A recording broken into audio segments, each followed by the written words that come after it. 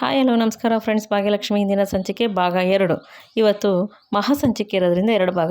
ಒಂದು ಭಾಗ ಆಗಲೇ ನಾನು ನಿಮ್ಗೆ ತಿಳಿಸ್ಕೊಟ್ಟಿದ್ದೀನಿ, ಇದು 2ನೇ ಭಾಗ. ಇಲ್ಲೇನಾಗುತ್ತೆ ಅಂದರೆ ಕಿಶನ್ನು ಮತ್ತು ಪೂಜಾ ಇಬ್ಬರು ತನ್ವಿಗೆ ಇವತ್ತು ತನ್ವಿ ಬರ್ತಡೇ ವಿಶ್ ಮಾಡು ಅಂತ ಪೂಜಾನೂ ಕೂಡ ಹೇಳ್ತಾಳೆ. ಆವಾಗ ವಿಶ್ ಮಾಡಲ್ಲ ಇವಳು ತನ್ವಿ, ವಿಶ್ ಮಾಡಲ್ಲ, ಕೋಪ ಮಾಡ್ಕೊಂಡು ಹೊಂಟೋಗ್ತಾಳೆ. ಅವಾಗ ತನ್ಮಯ್ ಹೋಗ್ಲಿ ಬಿಡಿ ಚಿಕ್ಕಿ, ಯಾಕೆ ಬಲ್ವಂತ ಮಾಡ್ತೀರಾ, ಅವಳಿಗೆ ಅಕ್ಕನಿಗೆ ನನಗೆ ವಿಶ್ ಮಾಡೋಕೆ ಇಷ್ಟ ಇಲ್ಲ, ಹೋಗ್ಲಿ ಬಿಡಿ. ಇನ್ನೊಂದೇನು ಗೊತ್ತಾ ಅಮ್ಮ, ದೇವರು ನಮ್ದೇನೇ ಪ್ರಾರ್ಥನೆ ಇದ್ರು ಯಾರು ಮಾಡಲಿಲ್ಲ ಅಂದರೆ ದೇವ್ರು ಮಾಡ್ತಾರೆ ಅಂತ ನೀನು ಅಜ್ಜಿ ಇಬ್ಬರು ಹೇಳಿದ್ರ. ಆದರೆ ದೇವರು ನನ್ನ ಪ್ರಾಮಿಸ್ನ ಕೇಳಿಸ್ಕೊಳ್ಳೇ ಇಲ್ಲ, ನನ್ನ ಪ್ರಾರ್ಥನೆನ ಕೇಳಿಸ್ಕೊಳ್ಳೇ ಇಲ್ಲ ದೇವರು. ನಾನು ಎಷ್ಟೊತ್ತಿ ದೇವ್ರ ಹತ್ರ ಬಿಡ್ಕೊಂಡಿದ್ದೀನಿ ಗೊತ್ತಾ, ಎಲ್ಲರೂ ಒಂದೇ ಮನೇಲಿ ಇರಬೇಕು, ಅಜ್ಜಿ ಅಪ್ಪ ಅಮ್ಮ ಎಲ್ಲರೂ ಒಂದೇ ಮನೇಲಿ ಇರಬೇಕು, ತಾತ ಎಲ್ಲರೂ ಅಕ್ಕ ಎಲ್ಲ ಅಂತ. ಆದರೆ ನಾವು ಅದಾಗಲ್ಲ ಬಿಡಮ್ಮ, ನನ್ನ ಆಸೆ ಯಾವತ್ತೂ ಪೂರೈಸಲ್ಲ, ನನ್ನ ಆಸೆ ಫುಲ್ಫಿಲ್ ಆಗಲ್ಲಮ್ಮ ಅಂತ ಹೇಳ್ತಾನೆ. ಇಲ್ಲ ತನ್ಮಯ್, ಎಲ್ಲ ಸರಿ ಹೋಗುತ್ತೆ, ಸ್ವಲ್ಪ ಸಮಯ ತೊಗೋಬೇಕು ಅಷ್ಟೇ, ಅದೆಲ್ಲ ನೀ ತಲೆ ಕೆಡಿಸ್ಕೊಬೇಡ, ಸುಮ್ಮನಿರು ತನ್ಮಯ್, ಎಲ್ಲ ಸರಿ ಹೋಗುತ್ತೆ ಅಂತ ಹೇಳ್ಬಿಟ್ಟು ಭಾಗ್ಯ ಹೇಳ್ತಾರೆ. ಇಲ್ಲಮ್ಮ, ಇದು ಯಾವುದೂ ಸರಿ ಹೋಗಲ್ಲಮ್ಮ, ಅಕ್ಕನೂ ನೋಡು ನಮ್ಮ ಜೊತೆಗೆ ಇಷ್ಟ ಇಲ್ಲ, ನಾನು ಹೋಗ್ತೀನಿ ಅಂತ ಹೊರಟಿದ್ದಾಳೆ, ಇದು ಯಾವುದೂ ಸರಿ ಹೋಗಲ್ಲಮ್ಮ, ನಂಗೆ ತುಂಬಾ ಬೇಜಾರಾಗುತ್ತಮ್ಮ ಅಂತ ಅಂದ್ಬಿಟ್ಟು ಅಂತಿರ್ತಾಳೆ. ಸರಿ ಇವಾಗ ಅದೆಲ್ಲ ಬೇಡ, ಬಿಟ್ಬಿಡು, ತಲೆ ಕೆಡಿಸ್ಕೊಬೇಡ, ಆರಾಮಾಗಿರು, ಎಲ್ಲ ಸರಿ ಹೋಗುತ್ತೆ ತನ್ಮಯ್, ಅರ್ಥ ಆಯ್ತಾ ಅಂದಾಗ ಸರಿಯಮ್ಮ ಆಯಿತು ಅಂತ ಅಂದ್ಬಿಟ್ಟು ತನ್ಮಯ್ ಹೇಳ್ತಾನೆ. ಇಲ್ಲೇನಾಗುತ್ತೆ, ಪೂಜಾ ಕಿಶನು ತನ್ಮಯ್ ಬರ್ತಡೆಗೆ ಎಲ್ಲ ಬಲೂನ್ಸ್ ಎಲ್ಲ ಹಾಕ್ಕೊಂಡು ಸೆಲೆಬ್ರೇಟ್ ಮಾಡ್ತಾರೆ. ಎಲ್ಲ ಸೆಲೆಬ್ರೇಟ್ ಮಾಡ್ತಿರ್ಬೇಕಾದ್ರೆ ಪೂಜಾ ಕಿಶನ್ಗೆ ಏನೋ ಒಂಥರ ಖುಷಿ ಪಟ್ಕೊಂಡು ಸೆಲೆಬ್ರೇಟ್ ಮಾಡ್ತಿರ್ತಾರೆ. ಆವಾಗ ಪೂಜಾ ಕಿಶನ್ಗೆ, ಅಲ್ಲ ಕಿಶನ್ ಇವಾಗ ಬರ್ತಡೇ ಸೆಲೆಬ್ರೇಷನ್ ಏನೋ ಮಾಡ್ಬೋದು, ಅವನು ಅಜ್ಜಿ ತಾತ ಬರೋವರೆಗೂ ಬರ್ತಡೇ ಮಾಡಲ್ಲ ಅನ್ಕೊತಾನೆ, ಈಗ ಏನು ಮಾಡೋದು ಅಂದಾಗ, ಆಮೇಲೆ ಧರ್ಮರಾಜ್ ಅಂಕಲು ಕುಸುಮಮ್ಮ ಬಂದಮೇಲೆ ಇನ್ನೊಂದ್ಸತಿ ಗ್ರ್ಯಾಂಡಾಗಿ ಮಾಡೋಣ ಬಿಡು, ಇವಾಗ ಸಿಂಪಲ್ಲಾಗಿ ಮಾಡೋಣ, ಇಷ್ಟಾರು ಅವ್ನು ಖುಷಿ ಪಡಲಿ ಅಲ್ವಾ ಪೂಜಾ ಅಂತ ಅಂದ್ಬಿಟ್ಟು ಅಂತಾನೆ. ಅಲ್ಲ ಡಾರ್ಲಿಂಗ್ ಅಂದಾಗ ಪೂಜಾ ಸುತ್ತು ನೋಡ್ತಾಳೆ, ಯಾರನ್ನೋ ನೀನು ಡಾರ್ಲಿಂಗ್ ಅಂತ ಕರೆದಿದ್ದು, ಈ ಮನೇಲಿ ನಿನ್ಗೆ ಯಾರನ್ನೋ ಬೇರೆ ಡಾರ್ಲಿಂಗ್ ಇದ್ದಾರಾ ಅಂದಾಗ, ಏಯ್ ನೀ ಯಾರನ್ನೋ ಬೇರೆನಲ್ಲ, ನಿನ್ನೆ ಕರೆದಿದ್ದು ಅಂದಾಗ, ಓ ಅಂಥ ಒಳ್ಳೆ ಪದಲ್ಲ ನೀನು ಕೇಳಿಸಲ್ಲ ಅಲ್ವಾ ಅಂತ ಕಿಶನ್ ಹೇಳ್ತಾನೆ. ಏಯ್ ಸುಮ್ಮನಿದ್ರೆ ಸರಿ ಇವಾಗ ನೋಡಿ ಈಗ ಅಂದಾಗ, ಏಯ್ ಏನೇ ಮಾಡ್ತೀಯಾ ಅಂತ ಇಬ್ಬರು ಕಿತ್ತಾಡ್ತಿರ್ತಾರೆ. ಆವಾಗ ಅಲ್ಲಿ ಸ್ವಾಮಿಯಣ್ಣ ಮತ್ತು ವಾರಿಜಕ್ಕ ಇಬ್ಬರು ಇರ್ತಾರೆ.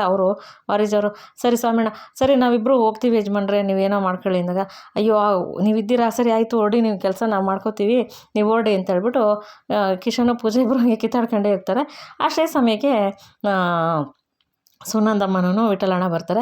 ವಿಠಲಣ್ಣ ಸುನಂದಮ್ಮ ಬಂದಿದ್ದ ತಕ್ಷಣ ಕಿತ್ತಾಡೋದು ನೋಡ್ಬಿಟ್ಟು, ಪೂಜಾ ಅಂದಾಗ, ಅಮ್ಮ ಅಪ್ಪ ಅಂದಾಗ, ಇನ್ನೂ ಚೇಷ್ಟೆ ಬಿಟ್ಟಿಲ್ವೇನೆ ಕಿತ್ತಾಡೋದು ಅಂದಾಗ, ಅಯ್ಯೋ ಆ ಥರ ಏನಿಲ್ಲ ಅತ್ತೆ, ಸುಮ್ಮನೆ ನಿಮ್ಮ ಮಗಳನ್ನ ನಾನು ಮುದ್ದಾಡ್ತಿದ್ದೆ, ಹೊಗಳುತ್ತಿದ್ದೆ ಅಂದಾಗ, ನಾನು ನೋಡ್ದೆ ಎಳೆಂದಿರೆ ನೀವು ಇಬ್ಬರು ಕಿತ್ತಾಡ್ತಿದ್ದು, ಇನ್ನೂ ಇವಳು ಕಿತ್ತಾಡೋದು ಬಿಟ್ಟಿಲ್ವಾ, ಯಾವಾಗ ನೋಡೋ ಆಟ, ಇವಳದೇ ಗೆಲ್ಲಬೇಕು ಅನ್ನೋ ಆಟ ಅಂತ ಸುನಂದಮ್ಮ ಹೇಳ್ತಾರೆ. ಆವಾಗ ಕಿಶನು, ಅದು ಕರೆಕ್ಟಾಗಿ ಹೇಳಿದ್ರೆ ಅತ್ತೆ, ಸುಮ್ಮನೆ ಸಣ್ಣ ವಿಷಯಕ್ಕೂ ಜಗಳ ಮಾಡ್ತಾಳೆ, ಕೀಟ್ಲೆ ಮಾಡ್ತಾಳೆ, ಏನು ಹೇಳಿದ್ರು ಅರ್ಥ ಮಾಡ್ಕೊಳ್ಳಲ್ಲ, ಪ್ರತಿಯೊಂದಕ್ಕೂ ಹಠ ಮಾಡ್ಕೊಂಡಿರ್ತಾಳೆ ಅಂತಾಗ, ಹೌದಪ್ಪ ಅದು ಇವಾಗಲೆಲ್ಲ ಅವತ್ತಿಂದನೂ ಹಂಗೆ ಮಾಡೋದದು, ಏನು ಮಾಡೋದು ಹೇಳಿ, ಅದಕ್ಕೆ ನನಗೆ ಏನು ಮಾತಾಡಬೇಕು ಅಂತಲೇ ಗೊತ್ತಾಗ್ತಿಲ್ಲ, ನೀವೇ ಹೋಗ್ಲಿ ಸುಮ್ಮನಿದ್ಬಿಡಿ ಅಂತ ಅಂದ್ಬಿಟ್ಟು ಅಂದಾಗ, ಅಮ್ಮ ನೀನೇ ಇವ್ರಿಗೂ ಸಪೋರ್ಟ್ ಮಾಡ್ತೀಯಾ ಅಂತ ಅಂದ್ಬಿಟ್ಟು ಪೂಜೆ ಹೇಳ್ತಾಳೆ. ಆವಾಗ ತಿರ್ಗಿ ವಿಠಲಣ್ಣನ ಹತ್ರ ಬಂದ್ಬಿಟ್ಟು, ಅಪ್ಪ ನೋಡಪ್ಪ ಈ ಅಮ್ಮನೂ ಇವ್ರು ಹೇಳಿದ್ದೆ ಸರಿ ಅಂತ ಇವ್ರ ಕಡೆಗೆ ಸೇರ್ಕೊಂಡಿದ್ದಾಳೆ, ನೀನಾದರೂ ನನ್ನ ಕಡೆ ಇರಪ್ಪ ಅಂತ ಪೂಜೆ ಕೇಳ್ತಾಳೆ. ವಿಠಲಣ್ಣ, ಇಲ್ಲ ಮಗಳೇ, ನಾನು ಇಬ್ಬರು ಸುನಂದಮ್ಮ, ನಿಮ್ಮಮ್ಮ ನಿಮ್ಮ ಯಜಮಾನ್ರ ಕಡೆಯೇ ನಾನು ಅಂದಾಗ, ಅಪ್ಪ ಅಂದಾಗ, ಹೌದಮ್ಮ ನೀವು ಇಬ್ಬರು ಕಡೆಗೂ ನಾನು ನ್ಯಾಯ ಅಂತ ಅಂದ್ಬಿಟ್ಟು ವಿಠಲಣ್ಣ ತಮಾಷೆ ಮಾಡ್ತಾರೆ. ಸುನಂದವರೆಲ್ಲ ತಮಾಷೆ ಮಾಡಿದಾಗ ಪೂಜಾ ಮತ್ತು ಕಿಶನ್ ಎಲ್ಲ ತುಂಬ ಖುಷಿ ಪಡ್ತಾರೆ. ಅದೇ ಸಮಯಕ್ಕೆ ಭಾಗ್ಯ ಮತ್ತು ಗುಂಡ ಬರ್ತಾರೆ. ಗುಂಡ ಬಂದಿದ ತಕ್ಷಣ, ಗುಂಡ ಹ್ಯಾಪಿ ಹುಟ್ಟುಹಬ್ಬದ ಶುಭಾಶಯಗಳು ಕಣೋ ಅಂತ ಅಂದ್ಬಿಟ್ಟು ಅಜ್ಜಿ ಹೇಳ್ತಾರೆ. ವಿಠಲಣ್ಣವರು, ಹುಟ್ಟುಹಬ್ಬದ ಶುಭಾಶಯಗಳು ಕಂದ ಅಂತ ವಿಠಲಣ್ಣವ್ರು ಹೇಳ್ತಾರೆ. ಅವರಿಬ್ಬರು ಕಾಲಕ್ಕೆ ನಮಸ್ಕಾರ ಮಾಡ್ಕೊಂಡು ಮುಖ ಊದಿಸ್ಕೊಂಡಿರ್ತಾನೆ. ಸುನಂದರು, ಈ ತನ್ಮಯ್ ನೋಡು ನಿಂಗೆ ಏನು ತಂದಿದ್ದೀನಿ ಗೊತ್ತಾ, ನಾನು ನಿನ್ಗೆ ಇಷ್ಟವಾದ ರವೆ ಉಂಡೆ ಮಾಡ್ಕೊಂಡು ಬಂದಿದ್ದೀನಿ ಕಣೋ, ಕಷ್ಟಪಟ್ಟು ತಗೊಳ್ಳೋ ತಿನ್ನು ಅಂತ ಅಂದ್ಬಿಟ್ಟು ತಿನ್ಸಕ್ಕೆ ಹೋಗ್ತಾರೆ. ಆದರೆ ಅವ್ನು ತಿನ್ನಲ್ಲ, ಸಪ್ಪಗೆ ಇರ್ತಾನೆ. ಯಾಕೋ ತನ್ಮಯ್ ಇಷ್ಟೊಂದು ಸಪ್ಪಗಿದೆಯಾ, ಏನಾಯ್ತೋ ಅಂದಾಗ, ಆವಾಗ ಭಾಗ್ಯ, ಅಮ್ಮ ಅವ್ನಿಗೆ ಅವ್ರ ಅಜ್ಜಿ ತಾತ ಇಲ್ಲ ಅಂತ ಬೇಜಾರು, ಅವ್ನಿಗೆ ಅವ್ರ ಅಜ್ಜಿ ತಾತ ಬೇಕಂತೆ, ನಾನು ಹುಟ್ಟಿದಬ್ಬಲು ಅಜ್ಜಿ ತಾತ ಇದ್ದರು, ಇವತ್ತೇ ನನಗೆ ಅಜ್ಜಿ ತಾತ ನನ್ನ ಜೊತೆ ಇಲ್ಲ ಅಂತ ಕೋಪ ಮಾಡ್ಕೊಂಡಿದ್ದಾನಮ್ಮ, ನಾನೇನು ಮಾಡ್ಲಮ್ಮ ಅಂದಾಗ, ಅಷ್ಟೇನಾ ಕಂದ, ನೀನು ಖುಷಿಯಾಗಿರೋ ಕಂದ, ನಿನ್ನ ಅಜ್ಜಿ ತಾತನ ಹತ್ರ ನಾನು ಕರ್ಕೊಂಡು ಹೋಗ್ತೀನಿ ಅಂದಾಗ, ಅಮ್ಮ ನೀವು ಕರ್ಕೊಂಡು ಹೋಗ್ತೀರಾ ಅಜ್ಜಿ ಅಂತ ಕೇಳ್ತಾನೆ. ಹ್ಞೂ ಅಪ್ಪ, ನಾನು ನಿಮ್ಮ ತಾತ ಇಬ್ಬರು ನಿನ್ನನ್ನು ಅಜ್ಜಿ ತಾತ ಹತ್ರ ಕರ್ಕೊಂಡು ಹೋಗ್ತೀವಿ ಆಯಿತಾ ಅಂದಾಗ, ಆಯಿತು ಅಜ್ಜಿ, ತುಂಬ ಥ್ಯಾಂಕ್ಸ್ ಅಜ್ಜಿ, ನಾನು ಇವಾಗ ಅಕ್ಕನಿಗೆ ಈ ವಿಷಯ ಹೇಳ್ತೀನಿ, ಅಜ್ಜಿ ತಾತನ ಹತ್ರ ಹೋಗ್ತೀವಿ ಅಂತ ಹೇಳ್ತೀನಿ ಆಯಿತಾ ಅಂದಾಗ, ಸರಿಯಪ್ಪ ಆಯಿತು ಹೋಗೋಣ ಹೇಳು ಅಂದಾಗ, ಇಲ್ಲ ತನ್ಮಯ್ ಬೇಗ ಆದರೆ ಹೋಗೋಣ ಅಂದಾಗ, ಹಾಂ ಅಮ್ಮ ನಾನು ಅಕ್ಕನಿಗೆ ಹೇಳ್ತೀನಿ ಅಂತ ತನ್ಮಯ್ ಅಲ್ಲಿಂದ ಓಡ್ತಾನೆ. ಅವಾಗ ಭಾಗ್ಯ, ಅಮ್ಮ ನೀವು ಯಾಕೆ ಅವ್ನಿಗೆ ಹೇಳೋಕ್ಕೆ ಹೋದೆ ಅಂದಾಗ, ಆಗಲ್ಲ ಕಣೆ, ಅವ್ರ ಮಕ್ಳುಗಳ ಮನಸ್ಸು ತುಂಬ ಸೂಕ್ಷ್ಮ ಕಣೆ ಭಾಗ್ಯ. ಅವ್ರಿಗೇನೋ ಸಣ್ಣ ಸಣ್ಣದ ವಿಷಯದಲ್ಲೂ ಖುಷಿ ಸಿಗುತ್ತೋ ಅದನ್ನು ನಾವು ಮಾಡಬೇಕಮ್ಮ ಅಂದಾಗ, ಹಾಗಲ್ಲಮ್ಮ, ಇವತ್ತು ಹುಡುಗನ ಮನೆಯವ್ರು ಬರೋರಿದ್ದಾರೆ, ಇಲ್ಲಿ ತುಂಬ ಕೆಲಸ ಇದೆ, ಇಲ್ಲಿ ಬಿಟ್ಬಿಟ್ಟು ನಾವು ಇವಾಗ ಅಲ್ಲೋಗಿ ಕೂತ್ಕೊಳಕ್ಕಾಗತ್ತಾ?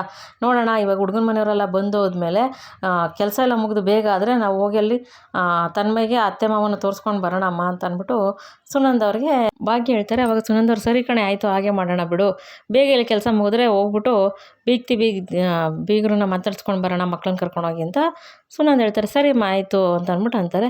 ಅದೇ ಸಮಯಕ್ಕೆ ಈ ಕಡೆ ಏನಾಗುತ್ತೆ, ಅಕ್ಷತಾ ಮತ್ತು ವೈಭವ್ ಬರ್ತಾರೆ. ಅಕ್ಷತಾ ವೈಭವ್ ಬಂದಿದ್ದ ತಕ್ಷಣ ಭಾಗ್ಯನ ಮನಸ್ಸಲ್ಲಿ ಇದೇನಿದು, ಕನ್ನಿಕನ ಮದುವೆ ಆಗೋ ಹುಡುಗ ಇವನೇನಾ, ಇವನು ಅಕ್ಷತನ ಜೊತೆ ಯಾಕೆ ಬಂದಿದ್ದಾನೆ, ಇವರಿಬ್ರಿಗೆ ಏನು ಸಂಬಂಧ, ಇವರಿಬ್ರು ಯಾಕೆ ಬಂದಿದ್ದಾರೆ ಅಂತ ಭಾಗ್ಯಂಗೆ ಕಿಶನ್ಗೆಲ್ಲ ಸ್ವಲ್ಪ ಇರ್ಸುಮರ್ಸು ಆಗುತ್ತೆ. ಕಿಶನ್ ಕೂಡ ಇದೇನಿದು, ಈ ಅಕ್ಷತಾ ಅವರು ಈ ಹುಡುಗನ ಜೊತೆ ಬಂದಿದ್ದಾರಲ್ಲ, ಈ ಹುಡುಗನ ಕನ್ನಿಕಾ ಮದುವೆ ಆಗೋ ಹುಡುಗನ, ಈ ಹುಡುಗನ ಕನ್ನಿಕಾ ಪ್ರೀತಿಸ್ತಿರೋದು ಅಂತ ಕಿಶನ್ಗೆ ಪೂಜೆಗೆ ಎಲ್ಲರಿಗೂ ಡೌಟ್ ಆಗುತ್ತೆ. ಆಮೇಲೆ ಸರಿ ಅಂದ್ಬಿಟ್ಟು ಒಳಗಡೆ ಬರ್ತಿದ್ದಂಗೆ ಇವನು ವೈಭವನ ಹೇಳ್ತಾನೆ, ವಾವ್, ಹುಡುಗ ಬರ್ತಿದ್ದಾನೆ ಅಂದಿದ ತಕ್ಷಣ ಹೆಣ್ಣಿನ ಮನೆಯವ್ರು ಎಷ್ಟು ಚೆನ್ನಾಗಿ ಮನೆ ಡೆಕೋರೇಷನ್ ಮಾಡಿದ್ದಾರೆ, ತುಂಬ ಚೆನ್ನಾಗಿದ್ದಾರೆ ಡೆಕೋರೇಷನ್, ತುಂಬ ಥ್ಯಾಂಕ್ಸ್ ಅಂತ ವೈಭವ್ ಹೇಳ್ತಾನೆ. ಅಷ್ಟೊತ್ತು ಸುನಂದರು, ಅಯ್ಯೋ ನೀವು ತಪ್ಪು ತಿಳ್ಕೊಂಡಿದ್ದೀರಾ, ನೀವು ಬರ್ತೀರಂತ ಮಾಡಿರೋದಲ್ಲ ಇದು, ಇವತ್ತು ನನ್ನ ಮೊಮ್ಮಗ ಇದ್ದಾನಲ್ಲ, ನಮ್ಮ ಭಾಗಿನ ಮಗ ತನ್ಮಯ್ಯ ಒಂದು ಹುಟ್ಟಿದ ದಿನ ಇವತ್ತು, ಅದಕ್ಕೆ ಅವ್ನು ಹುಟ್ಟಿದ ಬಗ್ಗೆ ಈ ಥರ ನನ್ನ ಮಗಳೊಳ್ಳೆ ಸೇರ್ಕೊಂಡು ಎಲ್ಲ ಫುಲ್ಲು ಅಲಂಕಾರ ಮಾಡಿದ್ದಾರೆ, ನಿಮಗೋಸ್ಕರ ಅನ್ಕೊಂಬಿಟ್ರಾ ಅಂತ ಸುನಂದ ಹೇಳ್ತಾರೆ. ಅವಾಗ ಅಕ್ಷತನಿಗೆ ವೈಭವನಿಗೆ ಮುಖ ಒಂಥರ ಆಗುತ್ತೆ. ಸರಿ ಅಂದ್ಬಿಟ್ಟು ಅವಾಗ ಕಿಶನ್ ಅಕ್ಷತನಿಗೆ ಏನಕ್ಕೆ ಇದ್ದಕ್ಕಿದ್ದಂಗೆ ಬಂದ್ಬಿಟ್ಟಿದ್ದಾರೆ ಅಕ್ಷತಾ ಅಂತ ಅಂದ್ಬಿಟ್ಟು ಕೇಳ್ತಾರೆ. ಇಲ್ಲ, ಕನ್ನಿಕಾ ಬರೋಕ್ಕೆ ಹೇಳಿದಾಳೆ, ಅದಕ್ಕೆ ಬಂದಿದ್ವಿ, ಸ್ವಲ್ಪ ಮಾತಾಡೋದಿತ್ತು ಅಂತ ಅಕ್ಷತಾ ಹೇಳ್ತಾರೆ. ಸರಿ ಹೌದಾ ಅಂತ ಅಂತಾರೆ. ಅಷ್ಟರಲ್ಲಿ ಭಾಗ್ಯ ಕಿಶನ್ ಹೋಗಿ ಮಾವನ ಕರ್ಕೊಂಬ ಅಂತ ಹೇಳ್ತಾರೆ. ಸರಿ ಆಯಿತು ಅಂದ್ಬಿಟ್ಟು ಹೋಗ್ತಾರೆ. ಇಲ್ಲಿ ಕಡೆ ಏನಾಗುತ್ತೆ, ತನ್ವಿಗೆ ಪೂಜಾ ಬಂದು ಯಾಕೆ ಅವ್ನು ಬರ್ತಡೇಗೆ ವಿಶ್ ಮಾಡೋಕ್ಕಾಗಲಿಲ್ವಾ ಅಂತ ಹೇಳ್ಬಿಟ್ಟು ಕೇಳ್ತಾಳೆ. ಅವಾಗ ಪೂಜಾ, ಚಿಕ್ಕಿ ನಂಗೆ ಬರ್ತಡೇಗೆ ವಿಶ್ ಮಾಡೋಕ್ಕೆ ಇಷ್ಟ ಇಲ್ಲ, ಅದಕ್ಕೆ ಇಲ್ಲಿ ಬಂದೆ ಚಿಕ್ಕಿಂದೆ. ಏನು ಹೇಳ್ತಾ ಇದೆಯಾ ನೀನು, ಇಷ್ಟ ಇಲ್ಲ ಅಂದರೆ ನೀನು ಜಾಸ್ತಿ ಆಯಿತು ಕಣೆ ತನ್ವಿ ನಿನಗೆ. ಅಲ್ಲ ಕಣೆ, ನಿನ್ನ ತಮ್ಮನ ಬರ್ತಡೇಗೆ ಒಂದು ವಿಶ್ ಮಾಡಬೇಕು ಅನ್ನೋದ್ರೆ ಇಷ್ಟೆಲ್ಲ ಮಾತಾಡ್ತಿಲ್ಲ ನೀನು, ಅಲ್ಲ ನೀನು ಇಷ್ಟು ಮಾತಾಡಬಾರ್ದು, ಸರಿಗಿಲ್ಲ ಕಣೆ ತನ್ವಿ ಇದು ಅಂತ ಪೂಜಾ ರೇಗ್ತಾ ಇರ್ತಾಳೆ.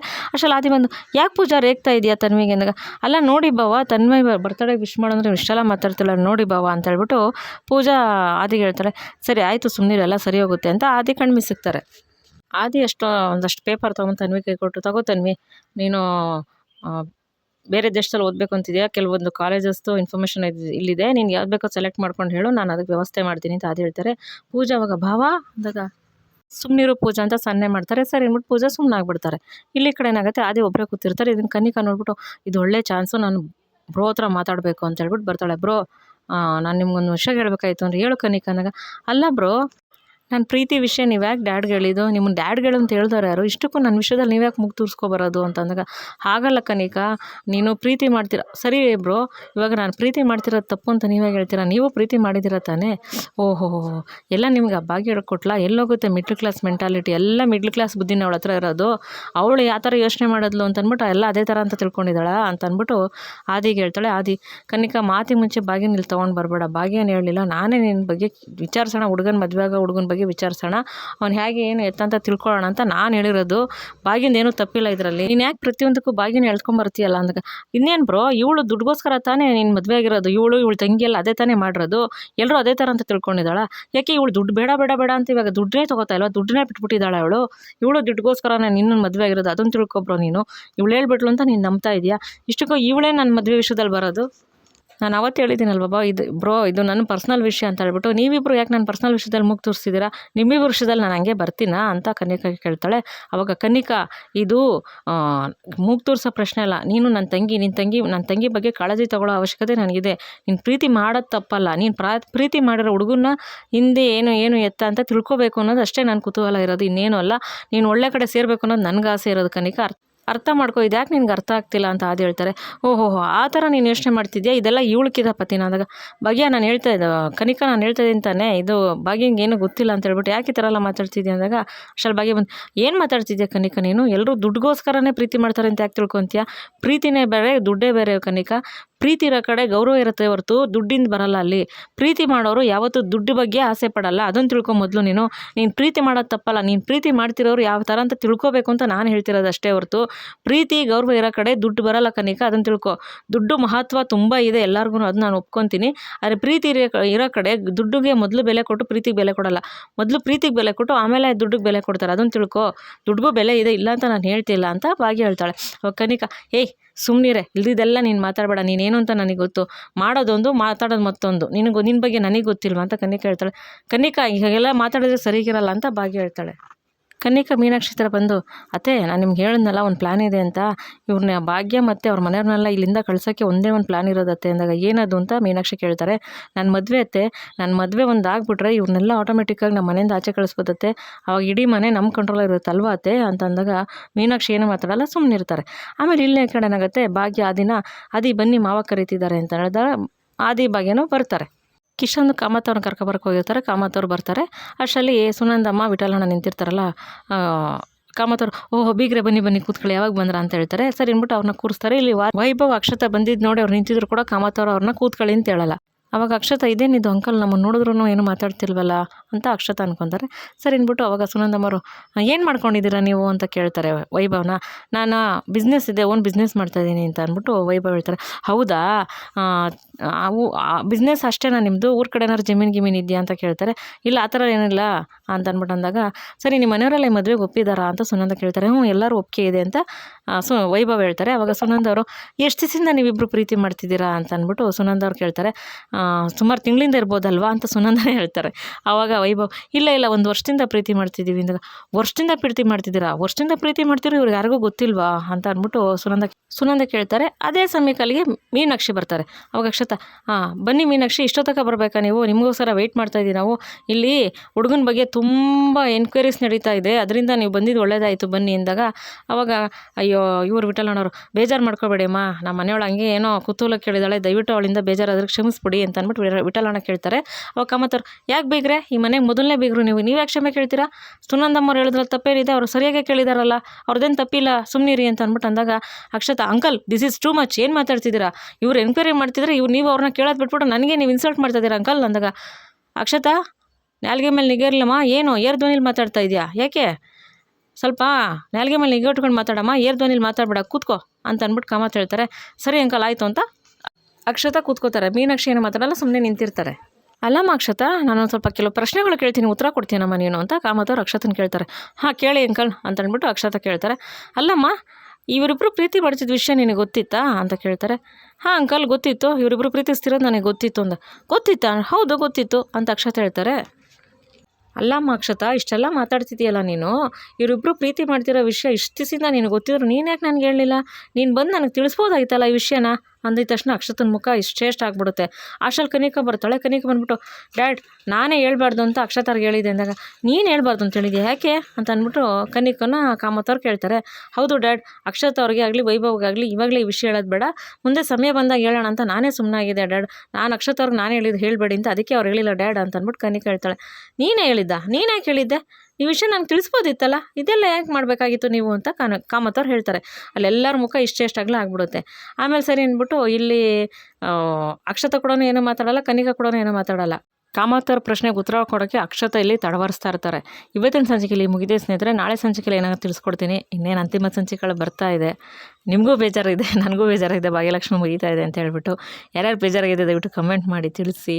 ಮತ್ತು ವಿಡಿಯೋ ನೋಡಿ ಶೇರ್ ಮಾಡಿ, ಸಬ್ಸ್ಕ್ರೈಬ್ ಮಾಡ್ಕೊಳ್ಳಿ, ನಿಮ್ಮ ಫ್ರೆಂಡ್ಸ್ಗೆಲ್ಲನೂ ಶೇರ್ ಮಾಡಿ. ಹೊಸ್ದಾಗಿ ನೋಡಿ ದಯವಿಟ್ಟು ಸಬ್ಸ್ಕ್ರೈಬ್ ಮಾಡ್ಕೊಳ್ಳಿ ಪ್ಲೀಸ್ ಅಂತ ಕೇಳ್ಕೊತೀನಿ. ಸಬ್ಸ್ಕ್ರೈಬ್ ಮಾಡ್ಕೊಂಡ್ರೆ ನನಗೂ ಒಂದು ಹೆಲ್ಪ್ ಆಗುತ್ತೆ ಅಂತ ಪ್ರತಿ ವಿಡಿಯೋದಲ್ಲಿ ರಿಕ್ವೆಸ್ಟ್ ಮಾಡ್ತೀನಿ. ದಯವಿಟ್ಟು ಸಬ್ಸ್ಕ್ರೈಬ್ ಮಾಡ್ಕೊಳ್ಳಿ, ನಿಮ್ಮ ಫ್ರೆಂಡ್ಸ್ಗೆಲ್ಲ ಶೇರ್ ಮಾಡಿ. ತಮ್ಮ ಅನಿಸಿಕೆ ಅಭಿಪ್ರಾಯ ಏನಿದ್ರು ಕಮೆಂಟ್ ಮಾಡಿ ತಿಳಿಸಿ. ಭಾಗ್ಯಲಕ್ಷ್ಮಿ ಮುಗಿತಾ ಇದೆ ಅಂತ ನಿಮ್ಗೆ ಬೇಜಾರಿದೆ, ನನಗೂ ಬೇಜಾರಿದೆ, ಯಾರೂ ಬೇಜಾರು ಮಾಡ್ಕೋಬೇಡಿ. ಇದು ಭಾಗ 2. ನಾಳೆ ಏನೇನಾಗುತ್ತೆ ಅಂತ ನಿಮ್ಗೆ ತಿಳಿಸ್ಕೊಡ್ತೀನಿ. ನಾಳೆ ಸಿಗೋಣ. ವಿಡಿಯೋ ನೋಡೋದಕ್ಕೆ ಧನ್ಯವಾದಗಳು ಸ್ನೇಹಿತರೆ. Thank you for watching.